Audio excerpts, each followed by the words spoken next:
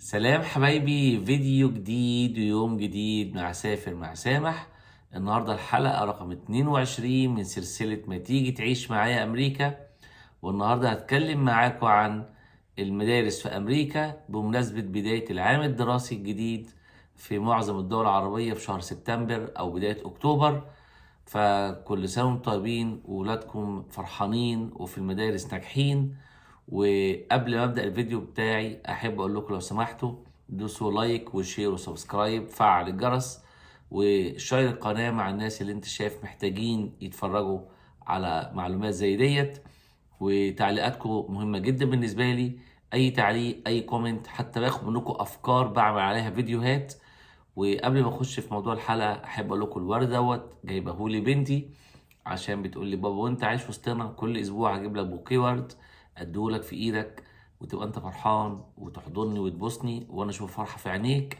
طبعا ده احسن كتير ما تجيبهولي بعد انتقالي من الحياه. انت كمان لو باباك موجود قوم بوس ايديه، لو والدتك موجوده قوم بوس ايديها وجيب لها ورد. ولو عندك اولاد وريهم الحته ديت يمكن يعملوا زي بنتي يجيبوا لك ورد او يجيبوا لك ورد. النهارده هكلمكم عن بدايه المدارس. بداية المدارس في أمريكا، يعني أولا بالنسبة لينا إحنا كناس كبار مهاجرين جدد هي موسم بداية شغل. طبعا في شغلنا هنا معروفة جدا في أمريكا، السبستيتيوت تيتشر، بيسموها سب تيتشر. يعني إيه سبستيتيوت تيتشر؟ دي هنا وظيفة، هي وظيفة موسمية، بتبدأ مع بداية العام الدراسي وبتخلص مع نهاية العام الدراسي. مش محتاجة أي شهادة، مش بيحتاجة أي مؤهلات غير يكون معاك أمريكان دبلومة أو ما يعادلها. فسيادتك كنت جاي من البلد اللي أنت جاي منها هتجيب شهادة الثانوية العامة أو ما يعادلها مترجمة ومعتمدة في بلدك ما تنساش، وموثقة من الخارجية. ولما تيجي هنا توديها مركز معادلة شهادات ويقولوا لك عاوزها نبعت لك المعادله بتاعتها على فين، فبتقول لهم انا عاوز ابعتها مثلا على مكتب اللي في حكومه ولايه فلوريدا المسؤول عن التربيه والتعليم. الحكومه بتاعت فلوريدا في تلاهاسي مثلا، فهم بيبعتوا لهم نسخه بعد ما يعادلوا شهادتك تثبت ان انت معاك ما يعادل امريكان دبلومه في ظرف متشمع بالشمع الاحمر، وانت بيبعتوا لك زيها في ظرف مفتوح. كده بقت الحكومه بتاعت الولايه عارفه ان انت مواطن عايش في امريكا ومعاك ما يعادل امريكان دبلومه، فينفع تقدم على شغلانه السب تيتشر. بتقدم عليها ازاي؟ انت بتروح الكاونتي اللي انت عايش فيها، الاداره اللي انت عايش فيها بتاعت المنطقه اللي انت عايش فيها، بتقول لهم انا عاوز اقدم على السب تيتشر. بيعملوا لك فينجر برينت، ياخدوا بصماتك ويفتحوا لك فايل ان انت تبقى قابل او تصلح للعمل لما يشوف معاك السوشيال سيكيورتي بتاعك والورك بيرميت. ويبداوا يقولوا لك ازاي تدور على شغل، هيعلموك ازاي تستخدم الويب سايت وانت قاعد في بيتك بحيث تلاقي كل يوم هتروح انهي مدرسه. سيادتك اول ما بتعمل ورقك في الاداره التعليميه اللي انت فيها خلاص بتروح البيت، واول ما بتبدا مدرسه كل يوم اخر النهار بتفتح الويب سايت بتاع بتاع الكاونتي او الاداره التعليميه اللي انت فيها. وكمان مثل الشغلانه ديت ممكن تقدم في اكتر من اداره تعليميه، يعني لو انت عايش في منطقه سنتر ما بين ثلاثه ادارات تعليميه مش بعيد عنك ممكن تقدم في الثلاثه. بتخش بالليل بتشوف مين من المدرسين محتاج سب تيتشر في يوم معين. ممكن يكون مدرس يوم مثلا النهارده احنا مثلا النهارده الاثنين ويوم الجمعه هو مش هيبقى موجود، فبيحط الميعاد بتاع يوم الجمعه انه عاوز سب تيتشر يجي مكانه. فانت بتخش اول ما تلاقي مدرس عارض في المدرسه الفلانيه بتقول خلاص انا هعمل الوظيفه دي. فكده خلاص السيستم عرف ان المدرس الفلاني مش موجود وهيكون موجود مكانه السب تيتشر. طب انا اتخض من الشغلانه دي، انا معيش انجليزي كويس او انا معايا ما يعادل امريكان دبلومه فانا هعمل ايه؟ ما تخافش، انت تروح الفصل المدرسه اول ما توصل الصبح هم هيبقوا عارفين اسمك ان انت جاي مكان فلان، هياخدوك من ايديك ويودوك الفصل بتاعه. هتقعد انت فيه، هيكون المدرس سايب لك فايل فيه بالظبط انت تعمل ايه، فتكون بس بتعرف تقرا انجليزي. بتفولو الانستراكشنز بتاعت المدرس، كلام سهل قوي. بيقول لك ادي الورك شيت او ورقه العمل دي للولاد فيها مثلا 10 اسئله، هيستخدموا كتاب المدرسه يفتحوه يدوروا على الاجابات يحطوا الاجابات في الورك شيت ديت يسلموك. انت خد لي حصه حصه حطهم لي في المكان الفلاني وانا لما اجي ابقى اصححه. او بيسيب لك كمان الانستراكشنز ديت، التعليمات ديت على السبوره ليك وللطلبه يعرفوا ايه اللي هيتم، عشان حتى لو انت الانجليزي بتاعك مش قوي بتقضي اليوم مع الطلبه وبتروح.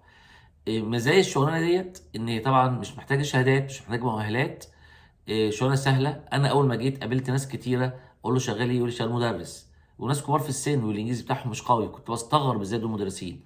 هم مش مدرسين، هم سبستيتيوت تيتشرز، بس بيقولوا ان هم مدرسين. وهي برضه يتقال عليه مدرس ان هو بيروح مكان مدرسين في الحصص اللي هي بتبقى متاحه فاضيه وفي الايام المتاح فيها شغل. عيوب بقى الشغلانه ديت ان شغلانه موسميه، بتبدا مع بدايه العام الدراسي في شهر اغسطس، تنتهي في شهر ماي او شهر مايو 5. موسميه. وكمان ان انت كل يوم بتدور على المدارس اللي قريبه منك اللي فيها مدرسين واخدين اجازات وبتروح مكانهم. فطبعا مش مضمون ان انت تلاقي كل يوم، مش مضمون ان انت تلاقي شغله مستمره، ملهاش تامين، ما بيدوكش تامين صحي، مش فول تايم جوب، دي بار تايم جوب، انت بتقبض على اليوم اللي بتروحه بس. بس برضه فيها ميزه ان انت مش ماضي عقد مع حد، فانت لو ما رحتش لمده اسبوع اسبوعين ثلاثه لقيت شغلانه في حته تانية، لا ما فيهاش مشكله خالص. ما حدش هيقول لك انت غبت يوم غبت يومين مخصوم منك كذا. فهي لا ليها مميزات كتامين او فول تايم جوب، وبرضه ما فيهاش عيوب ان انت مرتبط تروح كل يوم وليك عدد معين من الاجازات وليك التزام تروح بيه. دي أول حاجة مهمة مع بداية موسم المدارس. فرص عمل للجالية والناس الجداد المغتربين إلى أمريكا اللي جايين جداد، مهاجرين جدد لأمريكا. الحاجة التانية إن هي المدارس كمان في البداية موسم شغل للسواقين الأتوبيسات، الباص درايفر.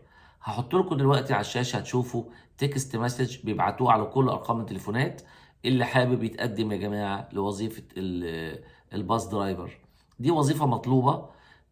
بتبدأ سيادتك الساعة مثلا 5 6 الصبح وبتروح الساعة 5 بعد الظهر، بتعمل 3 راوت الصبح بتودي مدرسة ابتدائي واعدادي وثانوي، وبعد الظهر بترجعهم بالترتيب حسب برضه يطلع الأول يروح الأول. فيها عيوب الشغلانة إن هي بتشتغل الصبح بدري وفي وقت الظهر بتبقى فاضي بتروح فيه وبترجع تاني بعد وقت مروح الولاد. مميزاتها هي فول تايم جوب، ليك تأمينات، ليك معاشات، فدي كويسة لو قدرت تستحمل وتكمل فيها وبتترقى وتاخد وضعك كل ما تقدم فيها. او على الاقل يا سيدي لو انت جاي جديد على امريكا، شغلانات حلوه مرتبها مش بطال كبدايه، احسن كتير ما تشتغل في جاز ستيشن او جروسري ستور او حد يعاملك وحش. لا الشغلانات دي كويس طالما معاك السوشيال سيكيورتي والورك بيرميت، هتقدر تلاقي شغل في دول. ودايما بيحتاجوا السب تيتشرز ودايما بيحتاجوا الباص درايفر. حتى في الباص درايفر دي عشان يشجعوا الناس يجوا، يقول لك تعالى في يوم هنعمل زي عرض للوظيفه، هنديك فلوس لو جيت حضرته، ولو وقت التدريب لغايه ما تحصل على رخصه سواقه الاتوبيس هندفعها لك ونساعدك فيها تماما. هم عاوزين يشجعوك تقف على رجليك، وانت كمان كمهاجر جديد فرصه كويسه كبدايه ليك لغايه ما تشوف نفسك ممكن تعمل ايه. طب كده انا اتكلمت عن الموسم المدرسي من حيث استفاده المهاجرين الجدد بيه كموسم للوظائف. طب تعالوا بقى نتكلم عنه كولادي، انا جاي مهاجر جديد وعندي ولادي هيخشوا مدرسه. المدرسه الامريكيه يا جماعه بتعامل الطفل الطالب فيها من سن ساعه دخوله البري كي او الفي بي كي او ابتدائي واعدادي وثانوي لغايه سن 18 سنه انه برنس، ولو هي بنوته تبقى برنسس. فكل طالب في حد ذاته بياخد نفس المعامله بالظبط بغض النظر عن اللون، عن العرق، عن الديانه، عن اي حاجه هو فيها مختلف عن غيره. كلنا on equal footing على قدم المساواه، فما فيش حد افضل من حد. فابنك او بنتك لما بيجوا امريكا ويروحوا البري كي او الفي بي كي او اللي هو ما قبل المدرسه والحضانه، وبعد كده يخش اليمنتري سكول وبعد كده ميدل سكول وبعد كده الهاي سكول، بيتعامل معامله ان هو اهم واحد عندنا. امريكا يا جماعه بتطلع ناس بتحبها، فاللي هيحب امريكا وهو كبير لازم بيعلموه من هو صغير ازاي يحب امريكا. مش بنقول له حب امريكا عشان احنا بنقول له، البلد بيهتم بيه جدا وبتدلعه جدا وتوفر له كل سبل الراحه. بقول لك بيتعامل برنس او برنسس بغض النظر هو ابن مين او بنت مين، الاب والام موجودين او لا، شغالين ايه او مش شغالين، او حتى لو ولاد من غير اب وام، كلهم على قدم المساواه. المدرسه بتأهل الولد وتقدم له كل ما يمكن ليطلع مواطن صالح، لذلك بيطلع بيحب البلد دي جدا جدا جدا. ابنك لو انت في يوم من الايام قلت له اقعد من المدرسه عشان انت تعبان شويه او سخن، ما يرضاش. لو قلت له احنا جايين من سفر فبكره اول يوم في المدرسه كان اجازه وانتم مسافرين وراجعين على المدارس، بلاش تروح بكره اول يوم، روح تاني يوم، يقول لك لا انا لازم اروح. إيه لو خلاص الموسم الدراسي قرب يخلص فاضل يومين ولا حاجه، تقول لي يا ابني اقعد بقى في البيت خلاص كفايه، يقول لك لا لازم اروح. العيله هنا بتحب المدارس جدا، بترتبط بيها جدا. المدرسة يا جماعة هي البيئة الآمنة الأولى اللي الطفل بيسيب باباه ومامته من بيته في الأمان وبيروحوا، يبقى لازم المكان دوت يحس فيه في نفس الأمان ونفس المحبة. وكمان بتبدأ بقى البلد تقول له تعالى أنا كأمريكا كبلد بجهزك إن كلنا على قدم المساواة، مفيش فرق بيننا أبدا في المعاملة، فده لازم يشوفه ويحسه بنفسه. ابنك بيروح المدرسة، آه، اول حاجه في بريكفاست الصبح، وبعد البريكفاست الصبح بيبقى في لانش وقت الظهر، فبياكل وجبتين في المدرسه.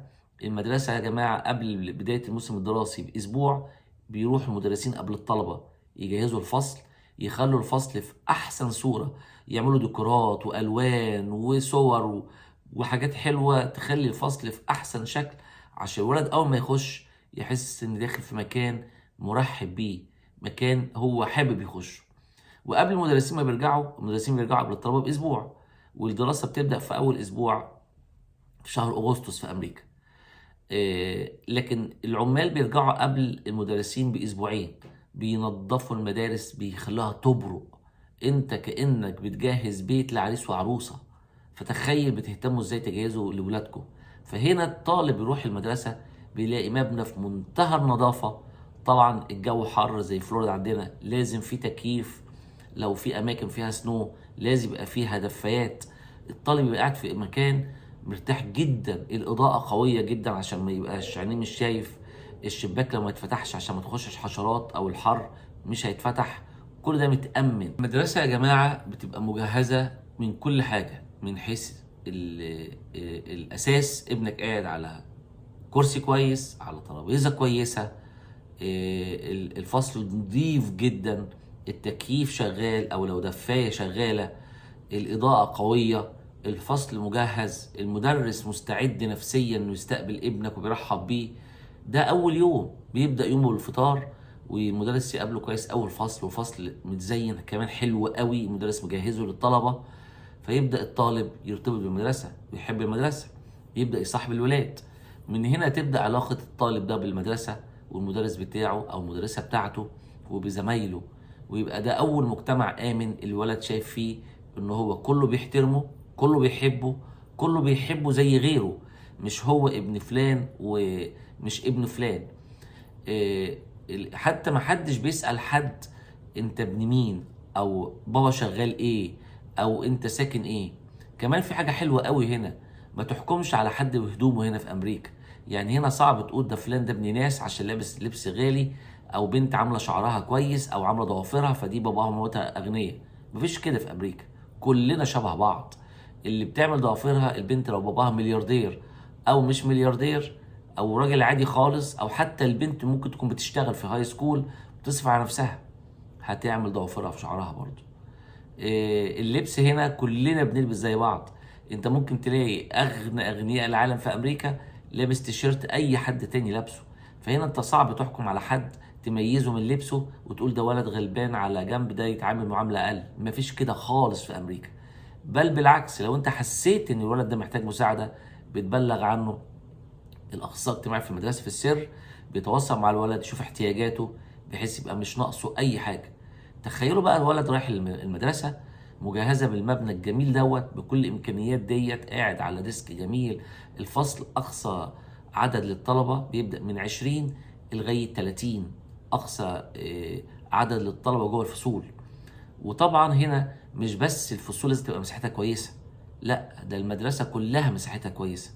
كل مدرس في باركن لات للمدرسين يركنوا فيها عربياتهم، مش يدور المدرس يركن فين. ولو في مدارس هاي سكول بيبقى البارك لات كبير قوي، علشان المدرسين هيركنوا عربياتهم، وكل الطلبه من سن 16 سنه بيبقى ممكن طلع رخصته خلاص ومعاه عربيه، والطلبه بيشتغلوا بعد المدرسه، فهو معاه عربيه وراكب عربيه يمكن جايبها كمان زيرو وبيصرف عليها من شغله. فالبارك اللط في المدارس الهاي سكول بيبقى كبير جدا عشان يكفي ركنه سيارات العربيات، ركنه سيارات الطلبه والمدرسين. مش بس البارك لات لازم يبقى كبير، كمان يا جماعه المدارس فيها ملاعب لكل الالعاب الرياضيه، فيها صاله مغطاه طبعا دي مكيفه، بيبقى فيها الفولي بول والهاند بول والباسكت بول، ودي حتى بيتعمل فيها لو في احتفالات في المدرسه، لو في مهرجانات بتتعمل جواها، عشان هي طبعا متغطيه ومكيفه وبتبقى مساحتها كبيره وبتشيل عدد كبير. طب المساحات بقى المفتوحه، ملعب السكر كره القدم اللي في الميدل ايست عندنا، او ملعب الامريكان فوتبول كره القدم الامريكيه اللي هي كلها ضرب، دي لغايه دلوقتي انا مش فاهم قواعدها، بتفرج عليها ما بفهمهاش. فدي ملاعب مفتوحه، حمامات سباحه، ملاعب التنس متوفره. تخيل بقى ابنك جاي مدرسه كمان مش بس فطر وبيتغدى وكل حاجه مجهزه، من حيث الاساس والعفش اللي في المدرسه نظيف جدا، والفصول في منتهى النظافه، وفي مكان يرمي فيه الباسكت والزباله، مفيش حاجه تترمي على في الارض، وفي عمال واخدين بالهم منه، والحمامات نظيفه بتبرق، مفيش بقى ريحه في الحمامات والكلام ده خالص.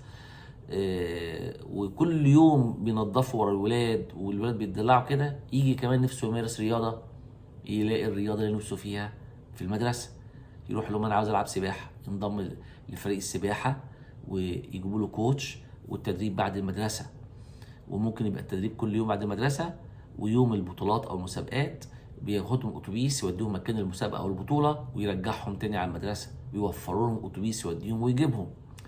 فالولد بيلاقي نفسه في المدرسه ايا كان نوع الرياضه. طب الولد مش عاوز يلعب رياضه، عاوز يعمل كلاب. مثلا لو في مدرسه فيها مجتمع عربي في 15 20 ولد عرب، فعاوزين يعملوا كلاب للمتحدثي اللغه العربيه، يعملوا كلاب للمتحدثي اللغه العربيه، ويروح لاي مدرس يقول له ممكن تبقى انت مسؤول عننا. ايوه، لو مفيش مدرس عرض هيروحوا يتكلموا مدير المدرسه او مديره المدرسه، هتوفر لهم حد مسؤول عن الكلاب دوت، ويعملوا كلاب جوه المدرسه دوت، يتقابلوا مره كل اسبوع في ميعاد محدد معروف تحت اشراف المدرسه للكلاب بتاع متحدثي اللغه العربيه. اللي بيحبوا الشطرنج يعملوا كلاب. لو ابنك جو تمثيل، في فرق تمثيل في المدارس، يلاقي نفسه بيمثل واقف على مسرح. نسيت اتكلم عن الموسيقى، ابنك بيحب يعزف ايه؟ في نوعين من الموسيقى، في الباند وفي الموسيقى الكلاسيكيه، فابنك عاوز يعزف ايه؟ ابنك بيحب يعمل ايه؟ كل ده هيلاقيه، ده المدارس بتوفره. عشان كده الولد في المدرسه الامريكاني في امريكا بيحب المدرسه جدا جدا جدا. لو سالتني انواع المدارس عندكم ايه في امريكا، عندنا مدارس خاصه ومدارس حكوميه. المدارس الحكوميه بتقسم لحاجتين، مدارس حكوميه عاديه ومدارس بتقدم بروجرامز معينه. اول حاجه ايه احسن لك من وجهه نظري انا كسامح، المدارس الحكوميه ولا الخاصه؟ هقول لك الحكوميه ثم الحكوميه ثم الحكوميه. ليه؟ الحكوميه عندها كل الامكانيات، طبعا بيجي لها الدعم وكل البرامج متاحه فيها.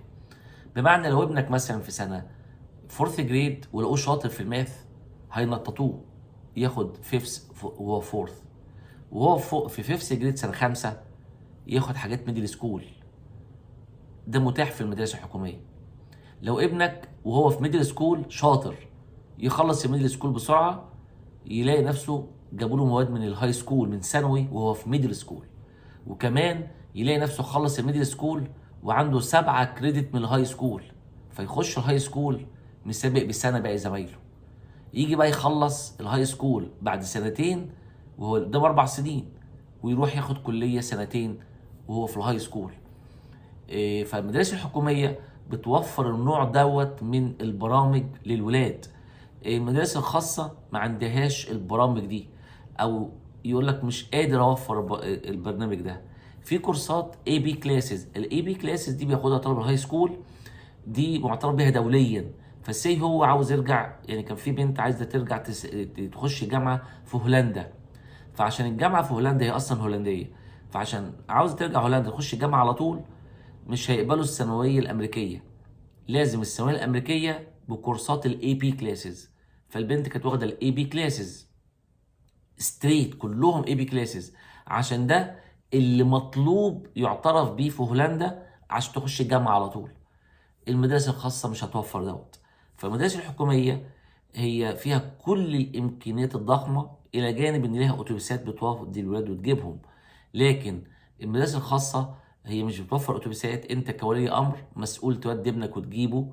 ولكن برضه في بعض الناس بتودي مدارس خاصه على اساس ان هي العدد قليل، لو هم مسلمين تبقى المدرسه دي بتهتم بالقران وباللغه العربيه وبالدين شويه، ولو هم مسيحيين بيودوا مدارس راهبات على اساس يبقى الجانب الديني مهتمين بيه شويه.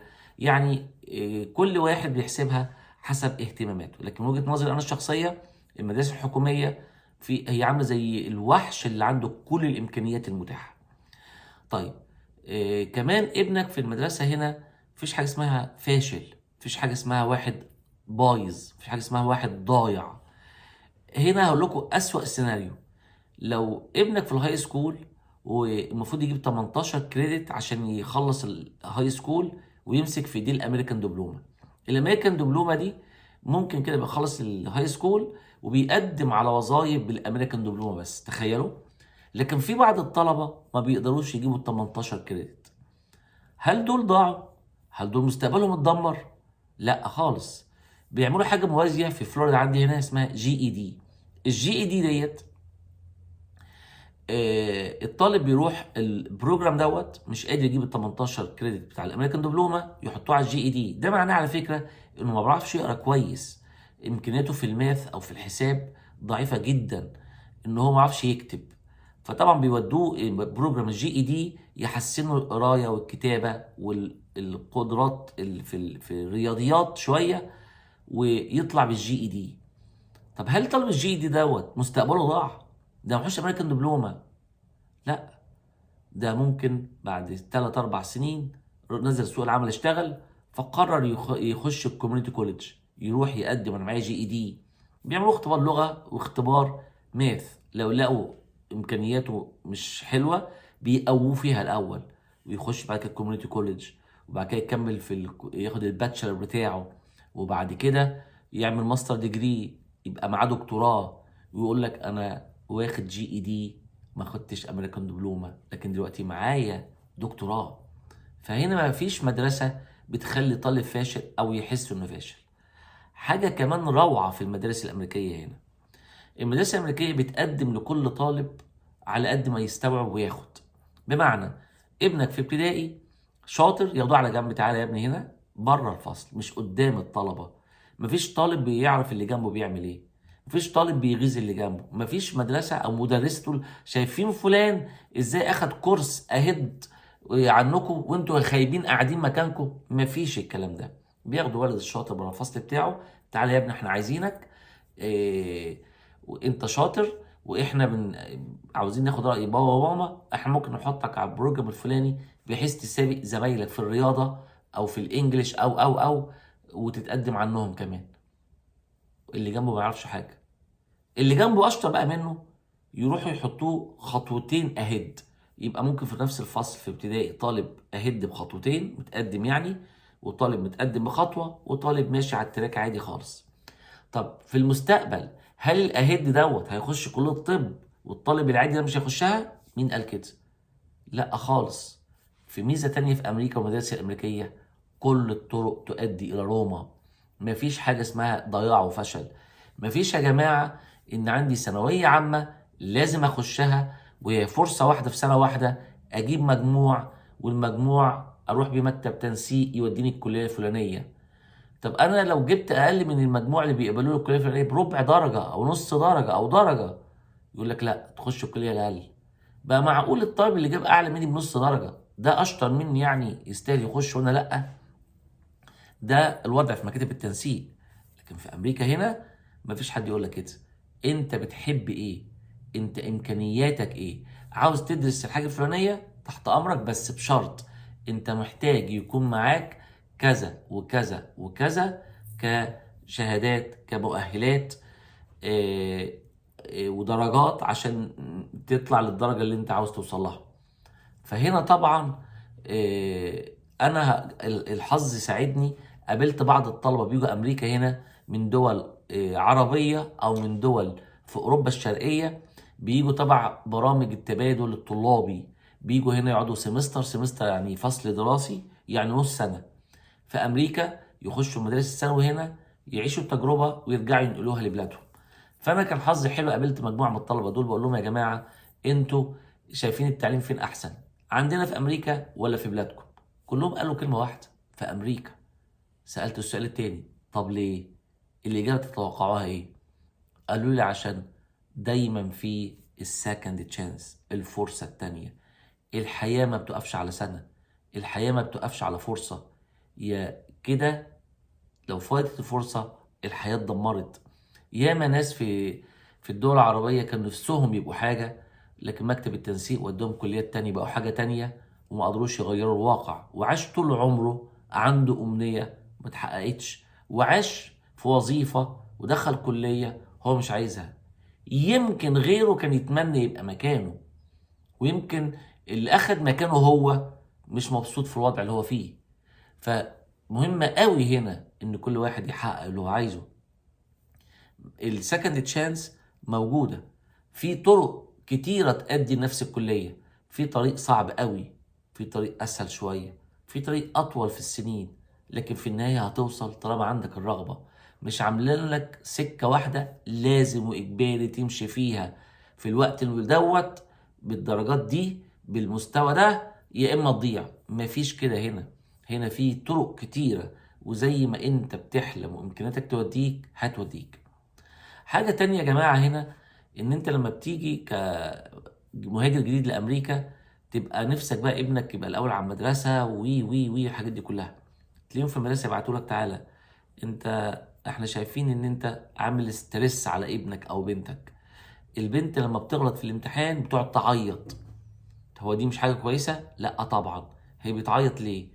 انت مخوفها بايه في البيت؟ ليه كده؟ مين قالك الدرجات دي اهم حاجة؟ مين قالك ان الدرجات دي هي محور حياة ابنك او بنتك لازم يعيشوا سعداء؟ التعليم طبعا مهم قوي، لكن كمان الولد وسعادته برضو مهمين قوي. بلاش تعملوا ستريس على الولاد جامد في الدراسة، خليهم يحبوا اللي بيعملوه وهم ينجحوا فيه. تنبيه بقى هقوله مهم قوي في المدارس هنا: بعض الطلبة برضو اللي جايين مهاجرين مع اهاليهم بالذات على الميدل سكول وهاي سكول، يقول لك ايه ده الدراسه سهله هنا وكله بينجح من غير ما يذاكر، ده اللي حواليا كلهم ما بيذاكروش. يفاجأ بعد شويه ان لا، ده هم اتفوقوا، دخلوا الكليات اللي عاوزينها، اخدوا سكولارشيبس ودخلوا الكليات ببلاش عشان هم شطار واهتموا بدراستهم. وهو بيتخم يقول لك ده المجتمع الامريكي مش مهتم بالتعليم، او ده الحياه هنا سهله، الحياه هنا مش مذاكره زي بلادنا. لا، مين قال؟ التعليم هنا مهم. فاوعى تعمل ستريس على ابنك في التعليم ان تضغطوه قوي، بس في نفس الوقت وعيه ان لا، هنا برضو لازم يخلص ويتعب عشان مفيش حد بياخد حاجة من غير تعب. كمان تخيل ابنك وبنتك في المدرسة هنا بيلعب رياضة او بيعزف موسيقى او بيمثل، وياخد سكولارشيب بسبب الأنشطة دي. يعني تخيل انت في بلادنا العربية لما يلعب رياضة وقت الدراسة تضربه، لا هنا يقول لك العب دراسه عشان هياخد سكولارشيبس. وهنا ياما من كليات بيروح للطلبه في الهاي سكولز. هنا يا جماعه المطوشه بتاعت الهاي سكولز بتتراقب وبتتعرض بعضها في التلفزيونات، فطبعا بيبقوا على التراك والكوتشز في الكليات بيبصوا عليهم. فلما يلاقي ولد موهوب في الباسكت بول مثلا، يروح المدرسه يقولوا تعالى همضي معاك، احنا هنديك فول رايد سكولارشيب، يعني تخش عندنا الكليه ببلاش ال4 سنين، احنا عاوزينك تبقى ستار في الباسكت بول. وطبعا هيحطوه على برنامج دراسي مش زحمه زي الطلبه العاديه، عشان هو هيركز اكتر في الرياضه. فمفيش فشل، مفيش ضياع، مفيش حد احسن من حد، اهم شيء الواحد يعمل حاجه اللي بيحبها. ابنك في امريكا هنا في المدرسه هيحبها جدا جدا جدا جدا. مفيش حد افضل منه، مفيش حد هياخد فرصه افضل منه لمجرد ان هو واصل او يعرف حد، ومفيش حد هيضيع عليه فرصه عشان هو مش بيحبه او بيكرهه. هنا كل واحد بياخد حقه. هنا ياما طلبه، انا مره شفت على اليوتيوب طالب في الجامعه فحبوا يعملوا فيه برانك خدعه يعني، فدخل الضباط بتوع الامن سالوا نادوا على اسمه، هو كان بيلعب باسكت بول وطويل جدا، فنادوا على اسمه. فهنا طبعا مش مهم يقف يعني، فكلمه هو قاعد، ايوه انا رافع ايديه، قربوا منه انت فهو افتكر طبعا في مشكله، الامن السكيورتي جاي له. ففي الاخر طلعت الكليه عامله له برانك خدعه، ان هم عرضوا عليه فور رايد سكولارشيب عشان هو لقوه مجتهد جدا في الدراسه الى جانب ان هو بيساعد فريق الباسكت بول في الكليه بتاعته. فهنا ما بصوش للونه ولا للطويل عريض منين بقاله كام سنة في أمريكا، الكلام ده كله ملوش وجود.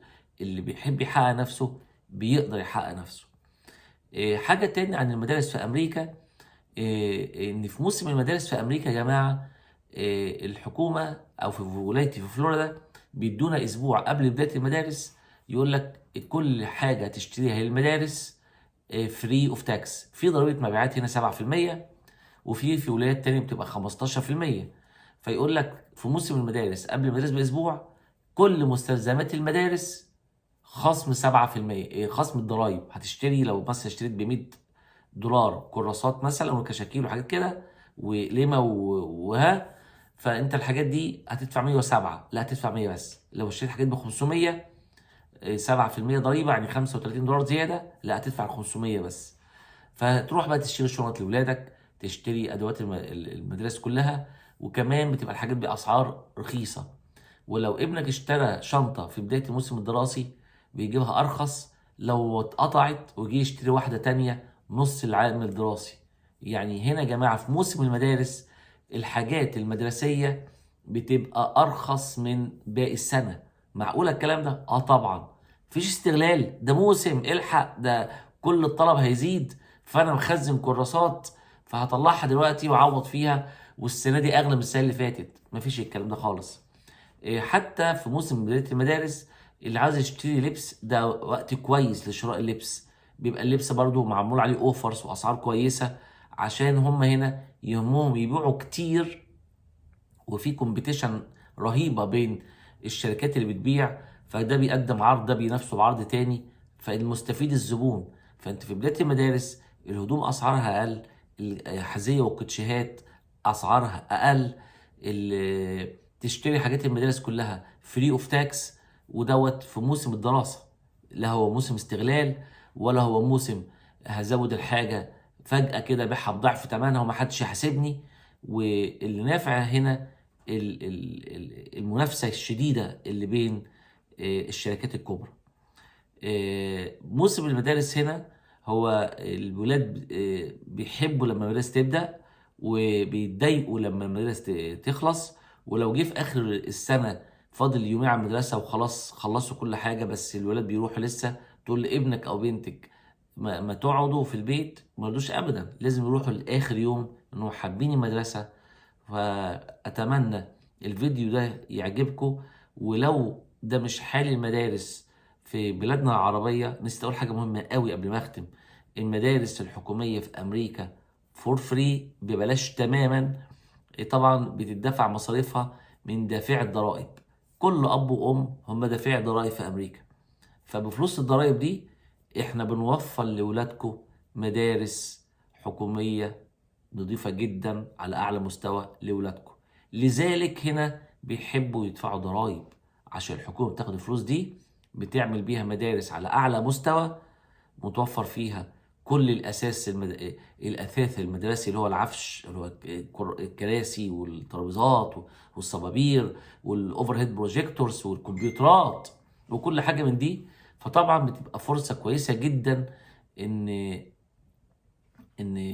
الولاد يبقوا في مبنى كويس زي كده، مش هتوفر غير من جيب دافع الضرايب. فكل اب وام دافع ضرايب، فالمدارس تبقى كويسه جدا لاولادهم يستمتعوا بان ابهاتهم بيدفعوا ضرائب للبلد والبلد بترد دوت في مدارس مبنيه كويس للولاد.